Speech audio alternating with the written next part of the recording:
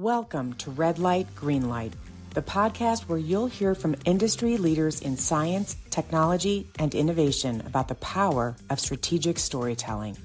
With decades of experience, our guests will share their own insights and real-world stories to help you avoid red light barriers and ignite green light solutions, from the Zoom room to the boardroom. In each episode, we'll corkscrew downward into the guests' personal experiences of challenge and success, highlighting strategies that turn complex ideas into clear, compelling storylines for stakeholders. Here is where expert minds share stories that shape the future. What's more, you'll walk away with tips to try immediately to drive the vision of innovation with your team. Here is where expert minds share stories that shape the future. What's more, you'll walk away with tips to try immediately that drive the vision of innovation with your team.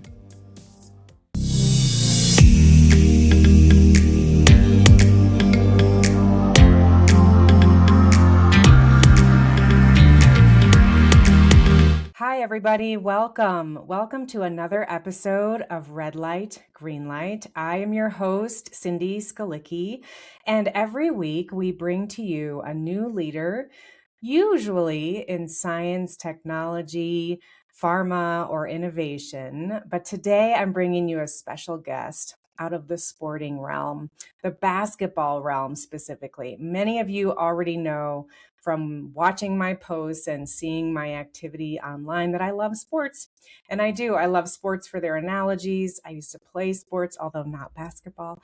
But all my kids play basketball and love it. And today I'm really pleased to bring to you Dyami Starks. Dyami, welcome to the show. It's a pleasure to be here, Cindy. Thank you. You're so welcome. I'm going to read the introduction that I created for you, Diami, so our audience can see and feel kind of your awesomeness. Here we go. Everybody, Dyami Starks is one of the Midwest's premier basketball trainers. He is a former Division I and international pro player. His career took him from Bryant University to professional leagues across Australia, Kazakhstan, Turkey, and Latvia. Diami now works in player development, coaching elite athletes, I think mostly females, almost exclusively, but you can tell us that, and helping them build clarity, confidence, and decision-making under pressure.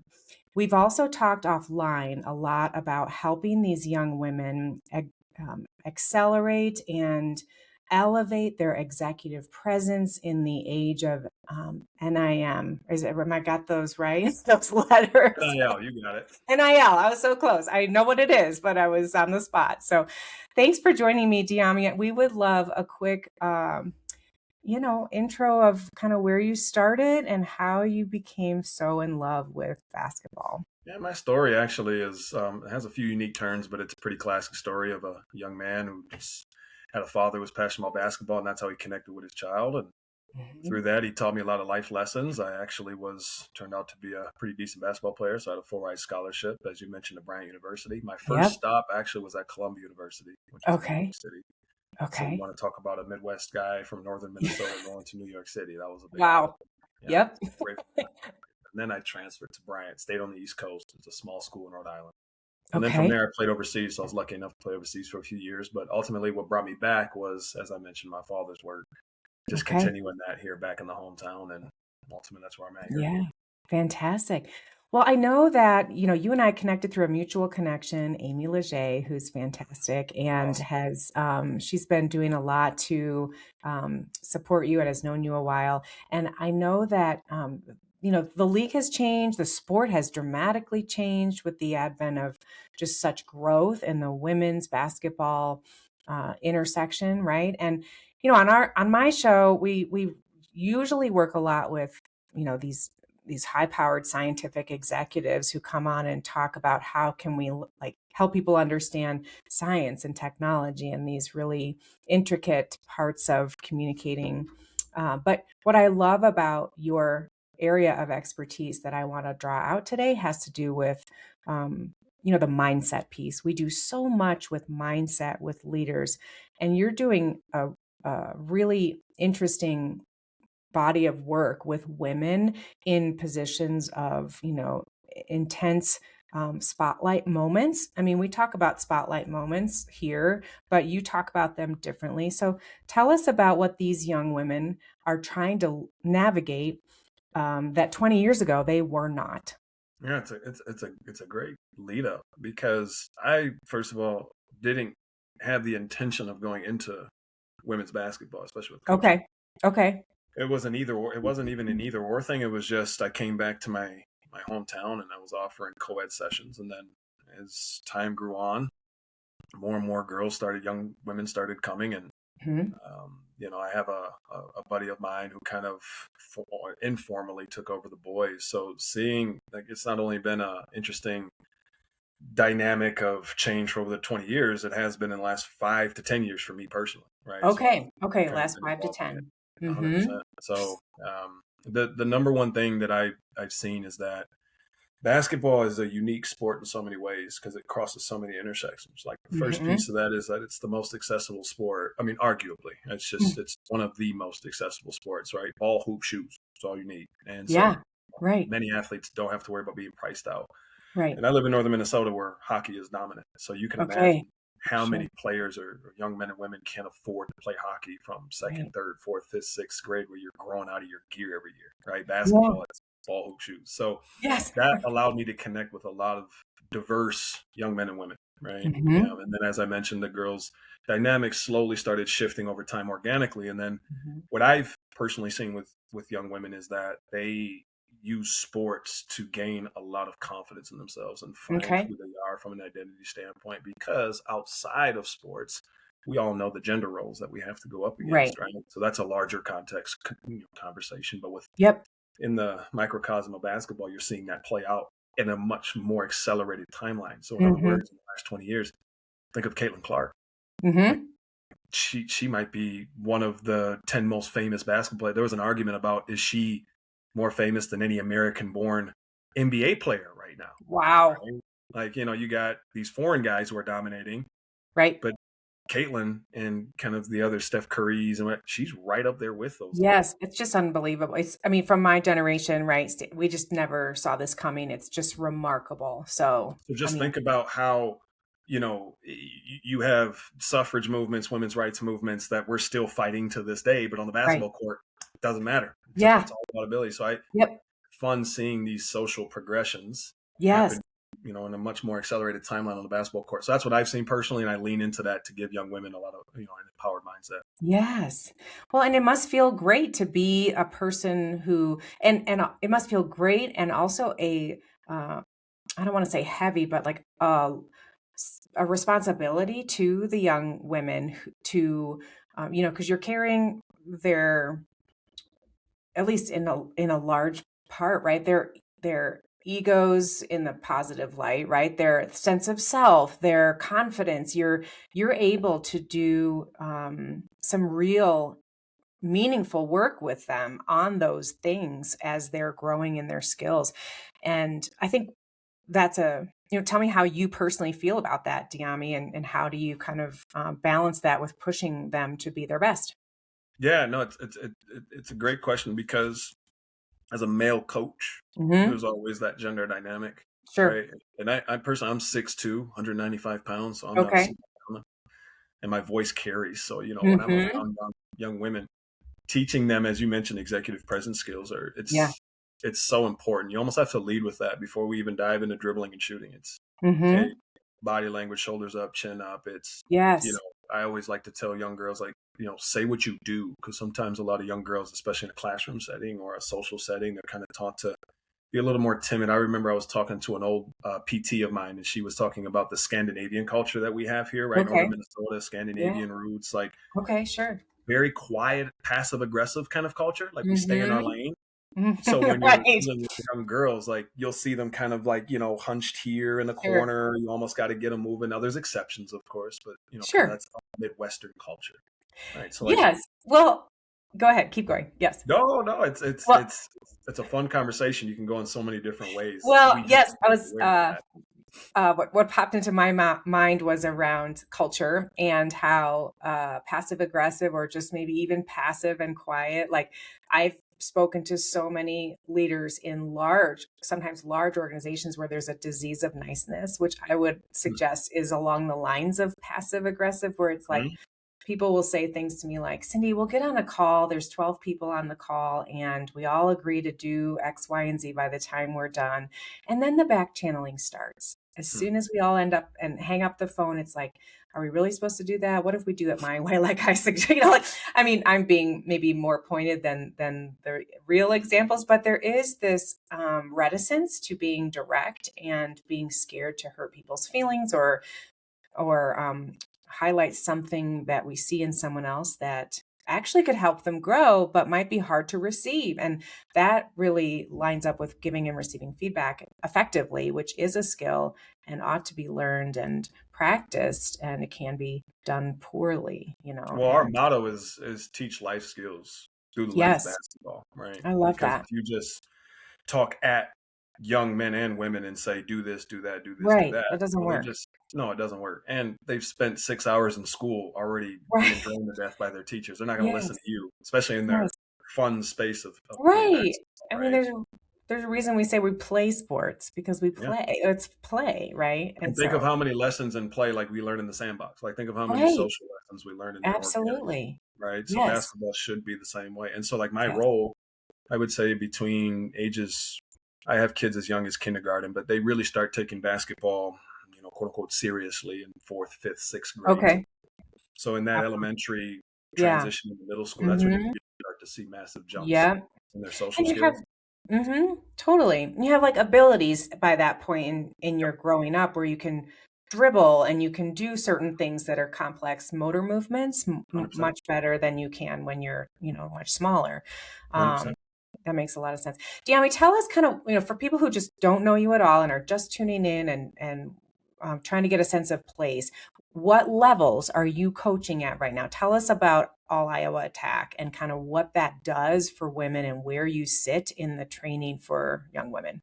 Yeah, you can think of my job, it's pretty eclectic. Like I have 3 different buckets you can think about. So you Okay. mentioned All Iowa Attack. So All Iowa Attack, as we just mentioned, Caitlin Clark, that's the AAU program that she played for. So AAU is the spring and summer travel program that you'll see a lot of teams do. So we play All Iowa Attack on the Nike EYBL circuit. So it's Okay.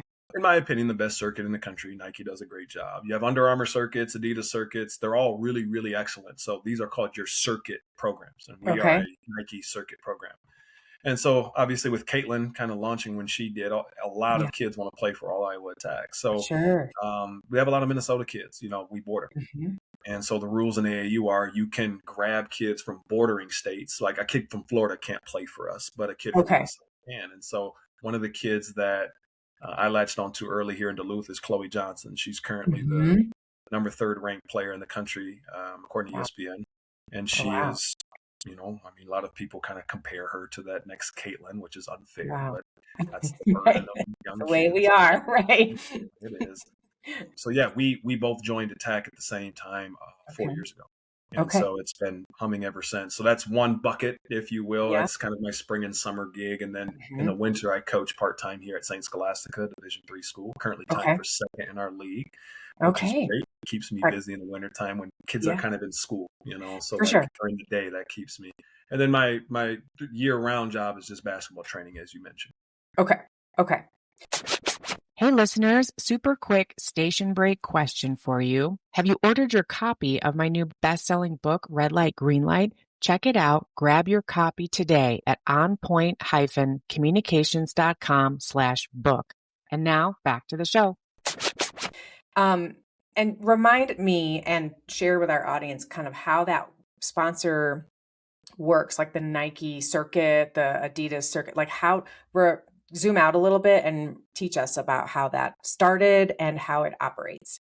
Yeah. So the Nike EYBL League started about 10 to 12 years ago. It depends on when they officially formalized, but about 10 to 12 years ago. And Okay. there's only 32 teams in the country. So they try to grab an equal geographic representation. Like you'll have 2 California teams, a Southwest or Northwest team. Obviously, you have East Coast teams. You have about 4 or 5 Southern teams. And then in the Midwest, there's one in Minnesota called North Tartan, and there's another one, as you know, is All Iowa Attack, Mm-hmm. another one in Missouri. so on and so forth. So it's pretty spread out, and it's really fun because in the spring and summer, what you have are 4 live periods. Live periods are evaluation periods. This is where your Okay. college coaches can come watch you play. Okay. So this is the point of Nike. Scouting. Nike has Mm-hmm. Yeah. 4 stops that we go to. Our Okay. first stop's in Phoenix. So in April, we go to Phoenix. Okay. In May, we go to New Orleans. And Mm-hmm. in July, we go to Vegas and then Chicago. So Okay. those 4 stops are Mm-hmm. big. That's where you Okay. get all your bragging rights as a program and compete against the other Nike teams. And meanwhile, all the coaches from Gino Auriemma to, whatever coach you want is going to be right there watching those kiddos play. Yeah. So it's big business. Yeah, that's exciting. Wow. Okay, let's turn slightly, Diami. I want to talk about communications in coaching. I have 2 thoughts that I want to walk alongside with you and kind of explore. The first has to do with something I heard on one of your previous podcasts that I thought was great. It's about how maybe in an hour and a half training session, you might talk to the women for up to 45 minutes to explain things. And sometimes they might get irritated with you about that because they'd rather play. However, there's a function to your message when you're with them and you're instructing and teaching. And I think that's really interesting as a quality, I would say, around your coaching style. Can you explain why you talk to them so much? Yeah, no, it's a great question, and I remember in that pod talking about it because it's a basketball coaching podcast, and traditionally when you go to a training session, a coaching session, a practice, whatever it is, you get it's very fast paced. Like our college practices, like we have a full itinerary to the minute. Oh my And if gosh. we go over by 1 minute, our coach is losing their mind, and rightfully so. Like Wow. you got to get a lot done in a college practice, and you only have 2 Okay. hours. So it's like 8 minutes here, 10 minutes there, 12 Wow. minutes here, 5 minutes there. Well, with young men and women, can anybody, parents, teachers, tell me when things go to plan with 10 to 15? Almost No. never. Exactly. So you got to use those opportunities. And I guess I'll introduce this too. Like we all know that every kid is different, right? So how we learn, how we see things, how we interpret things, process things. So like you have to appeal to not just the lowest common denominator, but every denominator. Yes. Right. Sure. So what I really like to do is use the Socratic method of questioning. Like I'm just going to ask the right question until that kid comes up with the answer. And ideally, Love it. well, I mean, it's like you stop talking at them. Yes. And so with some of these kids, it takes about 10 questions to get to the Okay. answer. And so that takes a long time. So as I was talking on this pod, I said, a lot of coaches just don't wait. And there's something to be said about that. When you're in cutthroat environments, no matter where you're in, they don't wait for you. Like, you kind of got to make the cut, if you will. Yep. Every kid that steps in my gym, like I want them to walk out with something and growth. Like there's 2 human needs that we all thrive on is value and growth. Like if we feel valued, we'll keep coming back and we'll love whatever we're doing. And then if you feel growth, that's what gives you excitement, that dopamine rush. So I said, hey, that's what we're going to do is we're going to create classrooms on the court. Ooh, I love that. Classrooms on the court. That's a powerful example. And I think what I want to encourage listeners to do who maybe don't play basketball or, follow it as much, but you are in a working professional environment, these principles apply completely to leading a team of scientists or engineers or whoever it might be, where you might need to spend time, right, talking through and explaining things to that leader who's just moved up a level, who's new to the organization, who needs feedback in a structured way. It's the old adage that I often use too, Diami, of like slowing people down to speed them up, right? When it comes to storytelling, for example, frankly, a lot of folks that I work with, they often will get a little frustrated and part of the process thinking that this should come easier to them than it does. And I have to say, like, I know, like, it's okay. Storytelling isn't easy. It's not something everybody can do brilliantly from the get-go. Otherwise, people would be doing it brilliantly from the get-go. It takes time to learn the structure of story, to understand the nuance, to figure out your audience and which story is going to match them. And so it's really powerful when you're in a leadership position, listeners, to think about how you can apply some of the things Diami's talking about here to your executive teams, because they need to feel valued. What was the other thing you said, Diami? Growth. Value and growth. Yeah, same thing. Same thing with 16-year-old basketball girls and women and men and women in our Well, organization. they've So done studies on athletes in, leadership positions, admin positions, executive positions. Like athletes okay, really thrive in those. I mean, it's again, there's exceptions to this rule, but sure. if you think about all the lessons that, let's take a sixth grader that I have right now, from sixth grade on to, I don't know, 22 years old when they graduate from college, like Hmm. you're getting 10 plus years of executive training. Like that's what Yes. it is. And you're learning how to Hmm. lead young men and women. You're learning how to follow. Like learning requires failure. Hmm. 10 Yes. years of failure. And so like if you're trying to provide value or train new employees or whatever the Hmm. case may be, expect clunkiness. Like clunkiness Yeah. is a byproduct of Expect growth. clunkiness. Yeah. Yes, yes, exactly. I love it. Okay, Diami, you and I talked about this offline as well, but you are like me in that we both have red, yellow, and green light um, metaphors for the way we work through a certain thing. So for me, it's with a message. And for you, I think it's around kind of how a player is feeling, what's happening on the court. Explain Mhm. to our audience and me your red, yellow, green light metaphor and how do you use the three lights in the Yeah. system? Yeah, no. So it's ironic because Yeah. before we prepped for this, I hadn't realized that we had the same Yeah. metaphors. Right. I love it. It works simple. It's a brilliant, like all things, like you find the right metaphor, like the lesson clicks for a lot of kids. So Yep. one of the ways I use red, yellow, green is over the course of a winter season. So this is high school we're talking about. High school is very, very unique, right? So like you don't get to pick your high school for the most part. I mean, there's Right. certain kids that fine, but Sure. where you live is where you go to school, right? Hmm. You don't get to pick who else is on your team. You don't get to transfer a million times. Like, Hmm. just for the most part, it's what you got. The Yep. coach you don't get to pick. There's crazy parents. There's crazy rivalries. There's crazy refs. There's all kinds of stuff. So the Hmm. idea is, over the course of that season, let's say a kid has 3 games in a given week. Well, it's going to be a Hmm. busy week. And then a kid has Hmm. no games in a week. Well, Hmm. you can imagine that by game 3 of that week, that kid's not going to be as fresh. Maybe they went through a whole week of school. Maybe there's a hard test. Maybe there's whatever. Hmm. So there's going to be unique challenges on top of all the high school challenges in that specific game. So we Right. circle all of those potential games and call them red games. And we Okay. say, this is my whole point with kids is I say clarity equals high performance. So what Okay. I do is I hold them to a high standard. Like I'm not saying it's okay not to perform, but what I'm Hmm. saying is, hey, here are the dangers around this game. So let's Yeah. The identify risks. them. Hmm. Yes, exactly right. Let's identify those risks. Let's Hmm. look at potential solutions and then what things we just simply can't control. So like Hmm. officiating is a great one. I like to say you can't Hmm. control the human Hmm. beings. They make mistakes. Yep. So then we just create response cues. Like if a bad call Okay. happens, like I always say first 3 steps, like just sprint back first three Yeah. steps. Once our Yes. bodies get moving, it's gone. It's out of our Yeah. heads. Basketball In the continues. brain. Hmm. You'll see kids get stuck. It's just overstimulation. Like they're just Hmm. getting overstimulated by that bad call, or they're Hmm. tired. Like I said, game 3. So Hmm. red games, it's important identifying those. You can see the pressure just Hmm. be relieved from those kids. They're like, Hmm. oh, so I don't have to be this superwoman, this superhero, Yeah. this perfect player. It's like, Hmm. no, these are real things that affect human Yep. performance. Yep. Let's look at them. Let's Love game it. plan for them. Yeah. And they go into that game knowing like, okay, I know mistakes are going to happen. I'm not going to be as fresh. Like my jumper's not going to feel as good. Yep. Here's my responses. Yep. And Okay. usually Love always, it. I mean, with very few exceptions, those kids find a way to perform at Yeah. B A minus level. Yeah. And then from there you can just, extrapolate what yellow light and green light. Right.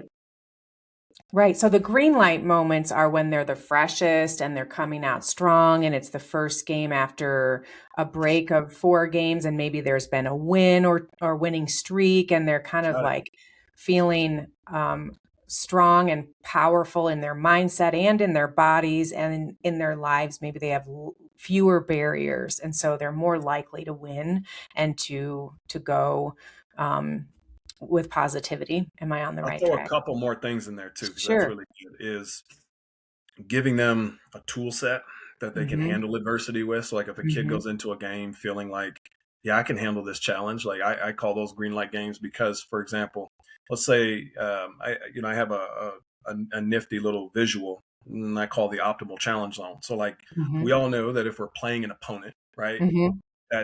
we know we're better than. It's kind of hard to get over that game. Like there's no performance need, right? Right. So it's just a kind of clunky game, whatever. Those are kind of yellow games to me, right? Okay. It's actually the easiest games are not really that easy, right? You gotta Right. get yourself Right. going. Green games are when you're playing somebody, if I don't come ready to play, they could get me. Yeah. That gets us going. That's a performance need. Okay. But if that kid doesn't have the necessary tools to figure it out, again, they're going to be overstimulated and they're right back to the red light of risk. Right. So we got to give them tools to navigate. And I always like to say, find that optimal challenge, like just enough where I might fail, but I'm capable of getting it done. Those are green light games. Love that. And do you take a poll, like when you're, how do you have the kids kind of tell you where they are, or do you tell them this is a green light game because of this or this? Like, how do you use it with them so that they're thinking about it and embodying it? Yeah, it's a two-way street. So first things first is, I try to identify like times of the year, like we know when finals are going to happen. Okay.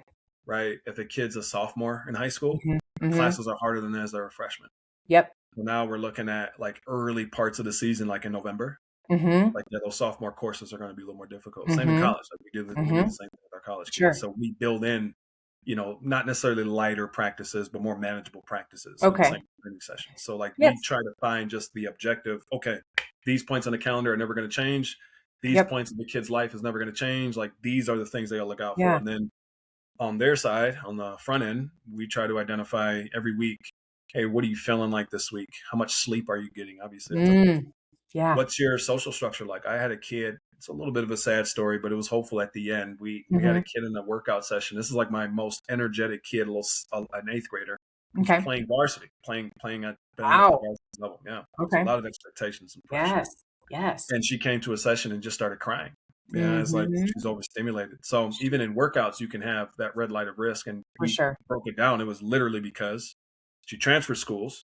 So she's at a middle school playing varsity. So that means she has 2 completely different social networks. And for young women, that can be extremely hard. It's a lot. So now basketball becomes infinitely harder. Making a layup, which is easy, becomes infinitely harder. So you have to identify those obstacles first. Yeah, that's huge.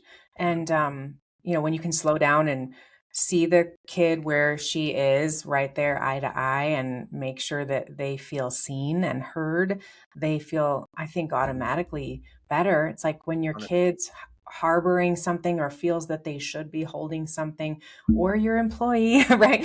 And you go tap that little bubble and break it. Like, I know you're up against something huge. I'm here for you. If I'm a through line for you if you need help.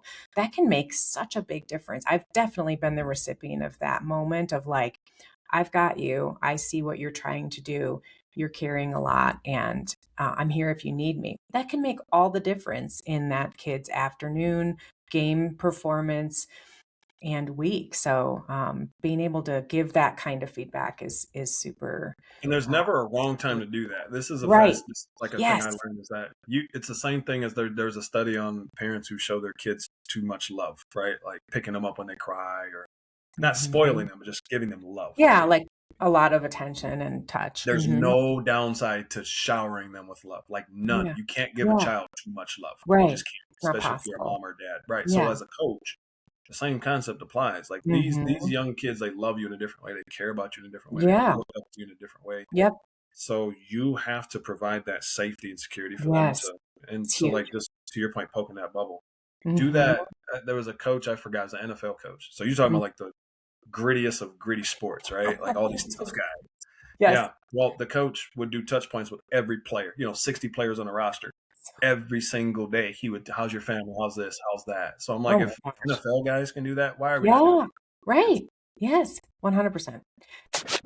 Hey listeners, super quick station break question for you. Have you ordered your copy of my new best-selling book, Red Light, Green Light? Check it out. Grab your copy today at onpoint-communications.com/book.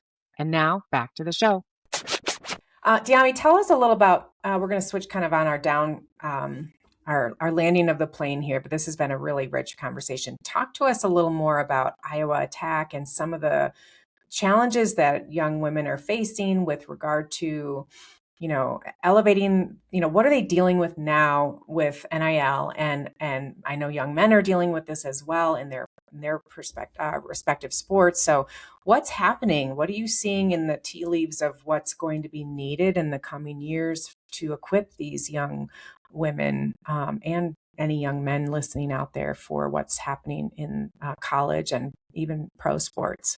I think you framed that question great. So 3 things: education, clarity, and patience. Like, you need to educate kids first. Okay. Right. So like, there's so many rules around NIL. There's lawsuits that are unsettled in the NCAA. It's a mess right now. There's talking about player unions and making them employees and Wow. having a collective bargaining agreement. There's still Wow. a lot that's going to happen here. Okay. So nobody really knows the answers. We're just doing the best we can. Which makes it So even more confusing. it's confusing. Doesn't even do it Yes. justice. It's tough, especially for young kids, right? Like, it's tough. Yes. Of course. So now these kids are going to have a number attached to their name, right? So you talk about value again. Like, could you imagine if your teammate who's coming in as a freshman at 18 years old makes double what you make as a 21-year-old who's given everything to the program? That's the era we're in. So education, like, just trying to do our best to tell kids what to expect and preparing them for that. And then when we talk about clarity, you really have to look at what the direction of college sports is going and what the role of high school kids are. Like, an example on the men's side is that you're seeing former G League players, like guys who were drafted in the NBA and NBA G League, that are coming back to college to play, right? They're eligible now. Oh, wow. Potential 5th-year ruling. So, like, theoretically, if a 5th-year ruling gets passed, I could go back and play college basketball. Wow. Oh my God. Nobody knows what's going to happen with some of that stuff. That's crazy. So, college sports, as we know, is pretty much done. We just don't know what the final product will be. Yes. So this is what I always say: get better. You want to cut through all of these crazy, just get better. That will always cut through the noise. Just get better at basketball. Just don't worry about everything else. So provide clarity, helping kids keep their eye on the main thing, if that makes sense. Well, I love your videos that I've been kind of watching and catching up on some of the work you're doing, Diami, on social media, sharing your video clips and how you walk the viewer through they're just really great quality and good lessons. So keep doing those things. I think that's really helpful for people who maybe don't live near you or can't get access to you, but they can through some of the training and coaching tips that you provide there. What are you seeing and hearing, kind of last question for today? I'm curious about the pulse. Like, what are the young women feeling? What are their parents feeling? How are people looking at what's happening right now? Where's kind of their emotional thermometer at? Is it high, medium, low? I'm guessing it's not low. But... No, definitely not low. It is a combination of all of our worst cliches. There's FOMO, fear of missing out. There's keeping up with the Joneses. There's comparisons are the thief of joys. Like, it's applying more than ever. So, like, NIL, name, image, likeness. Built in the name, I think, is the solution. Like, name, image, likeness. Like, so like with girls, this is incredibly important because that might have nothing to do with basketball. Like, there's several examples of women's athletes in college sports that have big Instagram presences because, we call a spade a spade. They might be taking bikini pictures or modeling or whatever it is. And so those types of things have nothing to do with basketball, but they have 100,000 followers. So they're making money. Like, these college athletes could be averaging 2 points per game, but making 10 times more money than the star player or the best player on the team. So, like, built within the name, I think, is the solution. Like, if you educate young women on what image likeness is, it's up for parents to decide where that line or boundaries are, what you want your brand to be. That's what we have to educate, is tell them, like, this is how you monetize your name, image, likeness. Here are the pros and cons to that. Make your own decisions. So I think that's why the temperatures are so high, because people are just looking around like, whoa, what should I be doing? What should I be doing? Just get better at basketball. Just a lot. Everything, to keep the main thing the main thing. Keep the main thing. I was about to ask for your last piece of advice. I'm guessing that might be it. Keep the main thing, and stay focused and grounded. That would be what I'm gleaning from what you're saying. Anything you would add to that? Yeah. Keep it simple.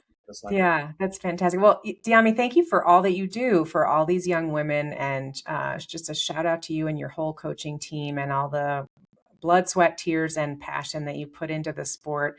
Wishing you a wonderful upcoming season and best of luck as you continue to navigate along with your players and their parents and the coaches and the league, and this new era, frankly, into NIL and all that it will bring, for better or for worse. And let's keep our eyes up and our chin up, as you say. In light of all the new changes. So thanks for being with me today. Any final words of thoughts from you? Yeah, no, thank you for diving in unfamiliar territory. And I watch a lot of your pods. It's like you're talking to all kinds of different people with interesting backgrounds. So I thank you for all the work you're doing, because we need more of that. And one conversation I had with a college buddy of mine was, it's funny that most people, wherever you are in the political spectrum, social spectrum, backgrounds, whatever, like if you get out of your, kind of comfort zone or out of your territory, it's so funny how we all kind of come to the same conclusions and value. Yeah. You and I are There's, such similar adages and perspectives that we can take from this. Although I didn't play basketball, I played 8 years of softball, and I'm very proud of the work my team did when I was in high school. We still remain, if I could have a second to brag, we still remain as varsity softball team, the 2 winningest teams in our high school's history, which was a big high school, top 10% high school in the Chicagoland area. And those are, I just would say, like, those are some of the dearest moments of my growing up, is the time that I spent with my team, the women that I played with. Many of us are so close still to this day. Our bus trips down to Southern Illinois for spring training and playing in Carbondale, and the chants we would sing from the bench, the cold winter snowy games we had to play because it wasn't cold enough to cancel, running stairs in the gym. And it formed me. It really formed me. It gave me a sense of competitiveness and drive and passion, and I just cherish those years. And so I just know the power of a good coach, and it's wonderful that these young ladies have you to point to. Well, clearly it translated in your professional life as well. Yeah. Yes. Well, this won't be the last of our conversations. Dyami, thank you for joining me today and sharing your stories with our audience. Thanks, everybody, for listening. Thanks for watching. Make sure you hit like, share, follow, and share this with a friend. And we'll be back again next week with another incredible leader doing great work in their field. Until then, get out there, find an audience of stakeholders you need to move, and see what you can do to get them to that green light of go so you can nail it. Bye-bye, everybody. Take care.